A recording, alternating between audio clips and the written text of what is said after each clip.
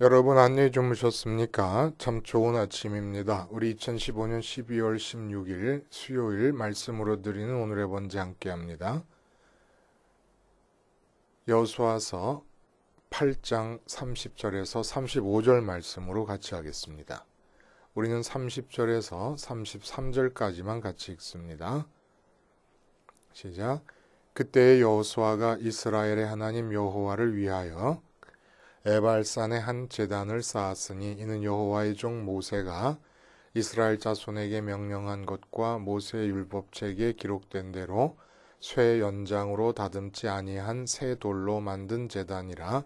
무리가 여호와께 번제물과 화목제물을 그 위에 드렸으며 여호수아가 거기서 모세가 기록한 율법을 이스라엘 자손의 목전에서 그 돌에 기록하매 온 이스라엘과 그 장로들과 관리들과 재판장들과 본토인뿐 아니라 이방인까지 여호와의 언약궤를 맨 레위 사람 제사장들 앞에서 궤의 좌우에 서되 절반은 그리심산 앞에 절반은 에벨산 앞에 섰으니 이는 전에 여호와의 종 모세가 이스라엘 백성에게 축복하라고 명령한 대로 함이라. 네, 오늘 우리가 함께 읽은 말씀 중심으로 저주에 해독제를 가하면 축복된다 라는 제목의 하나님 말씀 증거합니다. 저주에 해독제를 가하면 축복된다. 해독제와 강장제를 비교해 보면 어떤 차이가 있습니까? 강장제는 기본적으로 사람의 몸이 정상인 상태에서 체력을 더 증진시키고 또 몸의 각 기능을 더 튼튼하게 하려고 먹는 약입니다. 근데 해독제는 몸이 독에 중독된 상태, 그러니까 정상이 아닌 상태죠. 정상이 아닌 상태에서 섭취하면서 정상인 상태로 되돌리려고 사용하는 약이 이 해독제입니다. 그러니까 강장제는 사람의 상태가 정상인 상태를 제로의 상태로 놓고 보면은 정상인 제로의 상태에서 문제 제로니까 정상인 제로의 상태에서 더 향상시키고 증진시키기 위해 플러스 쪽으로 향하려는 마음에서 쓰는 약이고, 해독제는 문제가 제로인 정상 상태에서 마이너스 쪽으로 내려간 있는 거죠. 지금 상황이 그 마이너스 상황에서부터 다시금 제로 상태로 독이 작용하지 않는 정상 상태로 회복시키려고 쓰는 약입니다. 근데 우리 인간의 삶에 필요한 것은 바로 강장제가 아니라 해독제라는 얘기예요.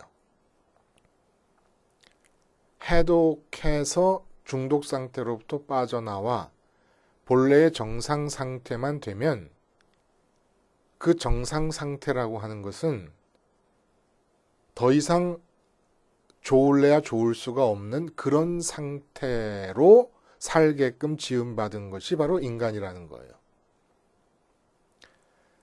타락 이후에 이렇게 지음받은 인간이 타락한 이후에 이제는 인간에게 기본적으로 주어진 삶의 자리는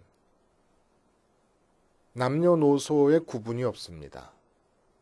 빈부 귀천에 상관이 없습니다. 그냥 누구나가 다 삶의 자리가 기본적으로 저주예요. 근데 가장 사람들에게 있어서 보편적으로 일어나는 큰 착각은 뭐냐 하면은 이렇게 유전적으로 죄로 인해서 저주로 특징 지어지는 삶의 자리에 태어난다는 사실을 모르고 지금이 저주의 상태인데 그것을 정상적인 상태라고 생각을 하는 겁니다. 심지어는 교리적으로 유전죄라고 하는 것을 알고 있는 선민들에게 있어서도 일어나는 착각이에요. 그럼 이러한 착각의 증거가 뭐냐? 이렇게 착각을 하고 있다고 하는 증거가 어떻게 나타나느냐? 어떻게 나타납니까, 여러분? 지금 태어나면서부터 내가 받은 삶의 이 자리는 저주의 자리인데 그 저주의 자리라고 하는 것을 마이너스 쪽으로 지금 내려가 있다고 하는 것을 모르고 그것을 정상이라고 착각하는 증거가 어떻게 나타나느냐 하면 지금 이 자리에서 없는 것을 보고 다른 상황을 소망하면서 이 자리로부터 벗어나려고 합니다. 그러니까 강장제를 쓰는 사람들이 제로 상태에서 더 플러스를 향해서 움직이려고 하는 것과 마찬가지로 지금의 상태를 정상으로 보기 때문에 강장제를 쓰는 마음가짐으로 삶을 살아갑니다. 축복을 향해 가는 거예요. 축복을 향해 간다는 게 어떤 증거냐 하면 바로 그 사람이 착각하고 있다고 하는 증거입니다. 근데 착각인 상태에서는 삶에 진짜 복이 주어지지 않아요. 행복한 삶이라는 게 불가능합니다. 그러니까 지금의 자리로부터 더 많은 축복을 향하여 나가서야만 복된 삶이 주어지는 게 아니고 지금의 자리가 저주의 자리인 걸 알면 시급한 것은 뭐냐면 그 저주를 해독해내면 되는다는 거예요. 저주를 해독해내면 그 자리가 바로 어떤 자리냐? 더할 수도 없고 감할 수도 없는 축복의 자리라는 겁니다. 근데 이걸 모르니까 지금의 자리가 저주라고 하는 것을 모르니까 복을 향해 나가려고 그러는 거예요. 아니라는 겁니다. 복을 향해 나가지 말고 지금의 자리에 해독제를 사용하라는 거예요. 지금의 자리가 저주의 자리니까. 오늘 본문은 신명기 27장에서 모세가 여호수아에게 명한 것이 있거든요. 그것을 이제 수행하는 내용이 담긴 본문입니다. 그게 뭐냐면 요단강을 건너서 가나안 땅에 들어가면 너희가 반드시 해야 될 일이 뭐냐? 에발산과 그리심산이라고, 그러니까 마지막으로 지금 아이성 전투를 승리로 끝내지 않았습니까? 그 아이성에서 북쪽으로 산 30km 지점에 위치한 산이 있어요. 두 산이, 에발산과 그리심산이 있는데 이 에발산과 그리심산이 아주 좁은 협곡을 사이에 두고 마주보고 서 있게 됩니다. 그런데 이 두 산으로 이스라엘 백성이 둘로 나누어져서 에발산에서는, 그러니까 이제 이 가운데서 제사장들이 큰 소리로 율법을 낭독하게 되면, 여호수아가 낭독을 하게 되면 에발산에 있던 사람들은 저주에 대해서 아멘을 하고 이 그리심산에 있는 사람들은 축복에 대해서 아멘을 하면서 에발산은 저주를 선포하는 산이고 그리심산은 축복을 선포하는 산으로 정해서 이 퍼포먼스를 온 이스라엘 사람들이 다 가담이 돼가지고 행하라는 명령을 내렸고 그 명령대로 지금 수행을 하는 겁니다. 근데 우리가 이 본문을 이해할 때 우리가 보는 그 관전 포인트가 있어요. 어떤 관전 포인트로 이 사건을 바라봐야 되느냐 하면은 그리심산에서 축복을 이제 선포하지 않습니까? 그리고 에발산에서는 저주를 선포합니다. 근데 그냥 에발산에서의 경우는 저주만 선포하고 마는 것이 아니라 그 저주를 선포하는 자리에서 이것저것을 다른 것을 행하게 됩니다. 그게 뭐냐 하면 우리가 읽은 대로 사람이 쇠 연장으로 다듬지 않은 자연 그대로의 돌들을 모아서 제단을 쌓고 그리고 그 위에서 번제와 화목제를 드립니다. 이때 에발산에서 일어나는 일이에요. 그리고 석회를 바른 돌 위에 율법을 새겨서 넣고 비석처럼 그걸 세웁니다. 그리심산에서는 축복만 선언하는데 에발산에서는 저주를 선언하면서 사람의 손이 닿지 않는 다듬지 않은 돌로 제단을 쌓고 번제와 화목제를 드리고 석회를 겉면에 바른 돌 위에 율법을 기록해서 그 돌을 비석처럼 세운다. 이 세 가지를 하는 거예요. 그러면 이것이 뜻하는 바가 뭡니까? 여기에 우리의 관전 포인트가 있어요. 지금 하나님께서 이렇게 행동을 통하여 이스라엘 사람들에게 축복 방정식을 가르쳐 주시는 겁니다. 축복 방정식. 축복하면 우리는 항상 지금 이 에발산에 있는 사람들의 입장에서 볼 때 축복은 항상 골짜기 너머에 있는 거로 보는 거예요. 그리심산에서 축복이 선언되고 있으니까.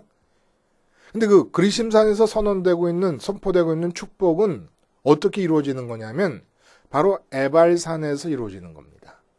그러니까 그동안 모든 세상 사람들은 골짜기 너머에 있는 축복을 향해 달려갑니다.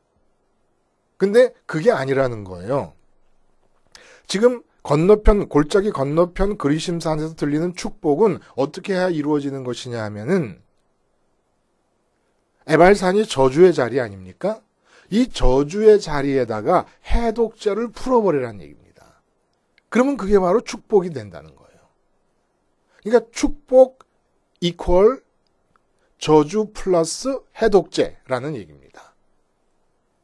이게 바로 이 사건을 바라보는 관전 포인트가 돼야 된다는 거예요. 축복이 뭐냐? 항상 골짜기 너머에 있는 것으로 아냐? 아니다라는 얘기입니다. 지금 저주가 선포되는 에발산에 있다고 하면은 그 저주가 선포되는 자리에서 해독제를 풀어버리면 그 자리가 바로 축복의 자리가 된다. 축복 이꼴 저주 플러스 해독제라고 하는 그런 축복의 방정식을 가르쳐 주시는 거예요. 자, 이 본문을 이렇게 이해하기 위해서는 우리가 한번 배경이 되는 지식을 한번 되짚어 볼 필요가 있어요. 창조를 하실 때 삼라만상, 하나님 창조주 이외에 삼라만상이 놓여지게 되는 자리는 근본적으로 저주로 특징이 지어집니다. 이게 무슨 얘기냐? 하나님이 삼위일체 하나님께서 그 삼위의 일체 되시는 생각 속에서 창조를 계획하십니다. 그게 태초 아니겠어요? 태초? 영원전부터 계시던 분이 태초는 영원전은 아니에요. 이 세상의 시작이죠. 태초에 하나님이 그 계획을 하시면 어떤 일이 일어나느냐? 하나님이 아직 창조 활동은 하시기 전입니다. 근데 창조라고 하는 것은 하나님 창조주 이외의 다른 존재들이 생기는 것 아닙니까? 그러니까 하나님이 계시는 영역 이외에 다른 존재들의 영역이 생기는 거예요. 근데 아직 생겨나지 않았고 하나님이 창조를 계획하시다 보니까 다른 영역이 상정이 되는 겁니다. 아, 다른 영역이 있어야 되겠구나. 근데 그 다른 영역이라는 것은 기본적으로 저주가 특징이라는 거예요. 저주가 뭡니까? 하나님의 손이 닿지 않은 것이 저주예요. 하나님 밖의 영역이 저주예요. 하나님의 통치 밖이 저주입니다. 그러니까 하나님 이외의 영역이 상정될 때에 그 하나님 이외의 영역이 어쨌든 드러나야 되지 않겠습니까? 다른 피조물이 하나님이 아닌 피조물들이 있으려면 그게 바로 창세기에서 말씀하시는 혼돈과 공허와 흑암이라는 거예요. 이게 저주라고 하는 것은 예레미야 선지자가 유다 왕국의 멸망에 대한 예언을 할 때 예레미야서 4장 23절에 결국 복지에서 살도록 허락받은 이스라엘 사람들이 나중에 어떤 형편에 처하냐면은 내가 땅을 본즉 혼돈하고 공허하며 하늘에는 빛이 없으며 이게 흑암을 말하는 거예요. 이걸 저주가 임했다는 겁니다. 그러니까 기본적으로 저주예요. 하나님 밖의 영역은. 그런데 이제 어떤 일이 일어납니까? 혼돈과 공허와 흑암이라고 하는 저주의 내용물이 가득한 저주의 바닷속에 하나님 밖의 영역이니까 하나님이 안 계시는 영역이니까 하나님의 인격성을 담은 하나님의 말씀들이 그 저주의 세계 속으로 들어갑니다. 그러니까 어떤 일이 벌어지냐면 마치 바닷물에다가 해저 도시를 개발할 때 정말 강력한 풍선을 불어내면은 그 바닷속에 공간이 만들어지지 않습니까? 그런 것처럼 이 혼돈과 공허와 흑암이라는 저주의 내용물이 가득한 저주의 바닷속에 하나님의 생각이 풍선처럼 들어가면서 공간이 만들어집니다. 하늘의 공간, 빛의 공간이 만들어집니다. 그 공간에 하나님의 말씀이 전달되면서 피조물이 생겨난 거예요. 그러니까 지금 이 상태, 창조가 된 상태는 질서가 생기고 혼돈 대신에 질서가 생기고 공허 대신에 많은 열매들, 실제 존재하는 존재들이 있게 되고 하는 이러한 상황은 어떤 상황이냐면 혼돈과 공허와 흑암이 사라진 게 아니라 밀려나서 억제되어 있는 상태입니다. 마치 홍해 바다가 갈라졌을 때 그 홍해 바닷물이 양쪽으로 벽처럼 쌓여 있는 상태라는 거예요. 그러니까 하나님이 함께하는 이스라엘 민족이 지나갈 때는 홍해 바다가 갈라져서 옆으로 서 있었어요. 그 갈라진 홍해 바다 물이 바로 혼돈과 공허와 흑암이라고 비유적으로 얘기하면. 근데 그 똑같은 장소로 하나님이 없는, 하나님이 함께하지 않는 애굽의 군대가 들어왔을 때 그 홍해물이 덮여버립니다. 그게 뭐예요? 혼돈과 공허와 흑암이 덮여버린 거예요. 하나님이 안 계시면 하나님의 하나님이시나 하나님 자신이거나 하나님의 말씀이시거나 하나님의 통치이시거나 하여간 하나님의 손길이 닿지 않는 곳에는 이 저주가 덮어버린다는 얘기입니다. 오직 저주를 물리치고 억제할 수 있는 힘은 하나님의 말씀이거나 하나님의 뜻이거나 하나님의 생각이거나 하나님으로부터 나온 것일 수밖에 없다는 얘기예요. 그러면 창조의 방정식은 뭡니까? 창조 이퀄 저주 플러스 하나님의 말씀이에요. 저주의 영역에 하나님의 말씀이 들어가면 저주가 억제되고 물러납니다. 그러면 하나님께서 만드신 사람을 위한 삶의 공간은 어떤 건가요? 어떤 사람도 하나님께 간구해 본 적이 없어요. 하나님께 사람이 자기의 의견을 제시한 적도 없고 하나님께 사람이 자기의 소원을 말해본 적도 없어요. 근데 하나님이 삼위일체 하나님이 홀로 사람이 살 곳을 만드시는데 낙원으로 만들어내십니다. 낙원으로, 에덴, 기쁨이라는 뜻을 가진 에덴으로. 그리고 타락한 이후에는 모든 인류 중에 단 한 사람 아브라함을 택하셔서 아브라함에게 다가오셔가지고 복지를 약속해 주실 때 그 누구도 아브라함과 그 후손에게 복지를 주시면 좋겠습니다라고 제안한 사람이 없습니다. 삼위일체 하나님 홀로 결정하신 일입니다. 그러니까 삼위일체 하나님 혼자서 사람을 생각하실 때는 언제나 에덴이다, 기쁨이라는 뜻을 가진 에덴 복지, 그리고 기쁨, 만족, 감사 이런 단어 말고는 생각을 못 하십니다. 요한복음 17장 13절에 보면은 내가 지금 아버지께로 가오니 내가 세상에서 이 말을 하옵는 것은 그들로 내 기쁨을 그들 안에 충만히 가지게 하려 함이라. 예수님이 오셔서 하늘로 올라가시는데 결국 이 모든 일이 왜 그러느냐? 왜 일어났느냐? 우리에게 예수님이 가지시는 기쁨이 충만하게 되게 하려 하신다는 겁니다. 데살로니가전서 5장 16절 항상 기뻐하라 쉬지 말고 기도하라 범사에 감사하라 이것이 그리스도 예수 안에 있는 너희를 향한 하나님의 뜻이라. 하나님의 뜻이 사람들 특히 선민에게 주어질 때는 기쁨, 감사, 쉬지 않고 기도한다는 쉬지 않고 하늘에 계신 하나님을 아빠, 아빠, 아빠 하면서 찾는 것을 말하는 겁니다. 이런 단어 말고는 하나님은 사람과의 관계에서 다른 단어를 모르시는 거예요. 어쨌든 기뻐해라. 그리고 그 다음에 또 아예 하나님 다른 말도 좀 해주시죠. 그래 알았어. 어쨌든 기뻐해라. 빌립보서 4장 4절에 보면 주 안에서 항상 기뻐하라. 내가 다시 말하노니 기뻐하라. 이게 하나님 말씀이에요. 하나님 기뻐하는 거 말고 다른 얘기를 좀 해주시지요. 그래 알았어. 뭘 얘기를 좀 할까? 그래. 기뻐하라. 아니, 다른 거요. 다시 말하노니 기뻐하라. 이거밖에 몰라요. 자, 그러면 다 된 거 아닙니까? 지금 뭐가 문제죠? 왜 우리가 이렇게 살고 있는 겁니까? 하나님 홀로 그냥 사람에 대해서 갖고 계신 생각을 마음대로 펼치라 그러시면 기쁨 밖에는 몰라요. 우리가 기쁘게 사는 것 말고는 다른 것을 위해 준비하실 생각도 못 하시는 분이에요.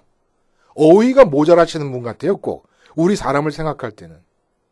기뻐하고 만족하고 행복해하는 거, 이거 말고는 다른 걸 생각하시지 못하십니다. 근데 왜 이 지경이 됐습니까? 선악과를 따먹은 뒤로 우리가 생각하면서 하나님의 생각을 몰아내니까 하나님의 생각이 몰려가자마자 저주가 임하는 거예요. 우리가 판단하면서 하나님의 판단을 밀어내니까 하나님의 판단이 물러나자마자 하나님의 판단에 의해서 억제해 있던 저주의 그 혼돈과 공허와 흑암이 몰려 들어오는 겁니다. 이게 먼 얘기가 아니에요. 혼돈이 뭡니까? 항상 답을 몰라, 우리는. 어떻게 해야 될지를 몰라요. 이거 어떻게 해야 되지? 내가 무엇을 가져야 되지? 무엇을 해야 되지? 답을 몰라. 이거 혼돈이에요. 공허. 아무리 노력해도 내일이면 또 배가 고파. 오늘 좀 뭔가 얻은 거 해서 만족했는데 3일 지나면 금방 만족이 사라져버려요. 공허한 거예요. 흑암이 덮인 기품, 걱정, 근심이 가실 날이 없고 내 마음에 우울함이 가실 날이 없어요. 이게 저주가 덮인 증거거든요. 그러니까 우린 계속해서 이 저주를 벗어나기 위해서 뭘 하냐면 축복을, 골짜기 너머에 있는 축복을 추구해 들어가는 거예요. 그리심산에 있는 축복을 추구해 들어가려고 그러는 겁니다. 그러지 말라는 거예요. 이런 배경 지식을 두고 오늘 본문을 보면 오늘 본문이 뭘 뜻하는 겁니까? 먼저 쇠연장으로 다듬지 않은 돌로 제단을 쌓는다. 이제 해독제를 우리가 사용하는 거예요. 에발산에서 그대로 머물러 있으면서 골짜기 넘어 그리심산으로 가려 하지 말고 에발산에서 그대로 머물러 있으면서 해독제를 사용해야 된다는 겁니다.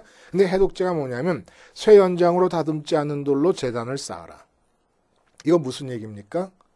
지금 내 현재 주어져 있는 상황, 삶의 환경이 있어요. 그러면 그 환경에 대해서 내가 판단이 생기고 어쩔 수 없이 그냥 즉각 판단은 시간이 걸리질 않아요. 우리 죄적 습성에 의해서 그냥 내가 이거 안 좋은데? 이건 좋은데? 이런 판단이 생겨버려요. 그러면 또 시간이 걸리지 않아서 빠져나가야 된다. 빠져나가려면 어떻게 해야 된다. 이런 생각들이 막 우후죽순처럼 몰려듭니다. 내 마음속에 생겨납니다. 이럴 때 그렇게 생겨나는 판단과 생각과 계획, 소원 등을 따라서 단 한 발자국도 움직이지 말라는, 손가락 하나 까딱하지 말라는 겁니다. 이게 바로 쇠연장으로 다듬지 않은 돌로 제단을 쌓는다는 것을 뜻해요.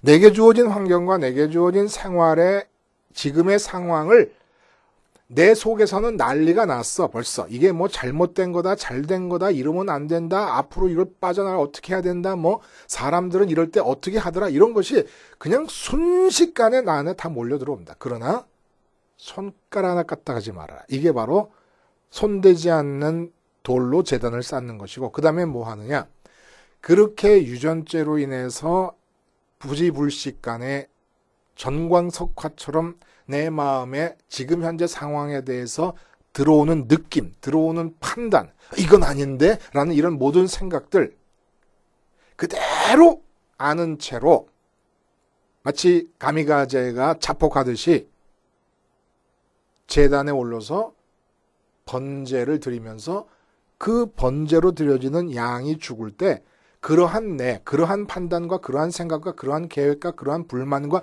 그러한 걱정이 순식간에 몰려들어서 내 마음을 차지하고 있는 그 나가 고스란히 죽으란 얘기입니다. 아무것도 행동하지 말고 변화시키려는 행동을 하지 말고 고스란히 죽으라는 얘기예요. 그 다음에 화목제는 뭡니까? 고스란히 죽은 다음에 마음으로는 하나님과 화목하고 하나님을 가지고 하나님과 교제해서 하나님으로 배부를 때까지 기다리라는 겁니다. 하나님으로 배부를 때까지. 그러면 석회를 바른 그 돌 위에 새긴 율법을 뜻하는 건 뭡니까? 이제 나는 하늘에 계신 하나님과 친해지고 그러고 나면 이 세상은 어떤 것이냐? 어떻게 되는 것이냐? 잊지 말라는 거예요. 석회에 쓰면 석회가 비바람이 몰아칠 때 다 지워져 버려요. 지워지니까 이게 걱정이 되는 거 아닙니까? 그런 걱정하는 마음으로 절대로 잊지 말라는 거예요. 뭘 잊지 마냐? 지금 내 이 상황에 대해서는 내가 생각하면서 살고 있는 동안에 밀려나 있는 하나님의 생각이 있다는 거예요. 율법을 기록한다는 것은 율법이 뭐야? 하나님의 말씀이에요. 하나님은 말씀하시는 분이라는 증거라는 겁니다.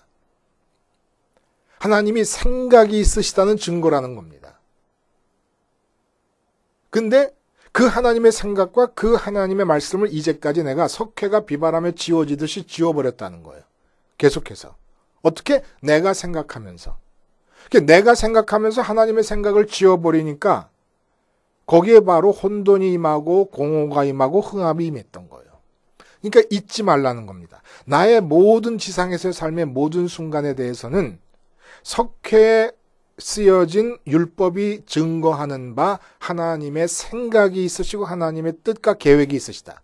그러므로 그 생각과 계획과 뜻이 임하기만 하면 하나님은 나를 향해서 갖고 계신 기본 생각은 기쁨이라는 단어, 행복이라는 단어, 만족이라는 단어밖에는 모르시는 분이십니다. 그러니까 하나님의 생각을 내 생각으로 밀어내지만 않고 내 판단으로 하나님의 판단을 밀어내지만 않고 그래서 내 생각과 내 판단이 가득한 내가 그냥 죽어버리면 번제단에서 그리고 내 마음 속에는 이 세상에 대한 생각 말고 하나님 생각으로 가득 채우기만 하면 이 세상 일에 대해서는 창조 때와 마찬가지로 하나님이 모든 삶에 임한 저주를 물리치시는 하나님의 생각과 판단과 말씀이 있으니까 바로 지금 내가 가장 부족하다고 느끼는 지금 그 환경에서 축복이 드러난다는 겁니다. 어디로 갈 생각하지 말고.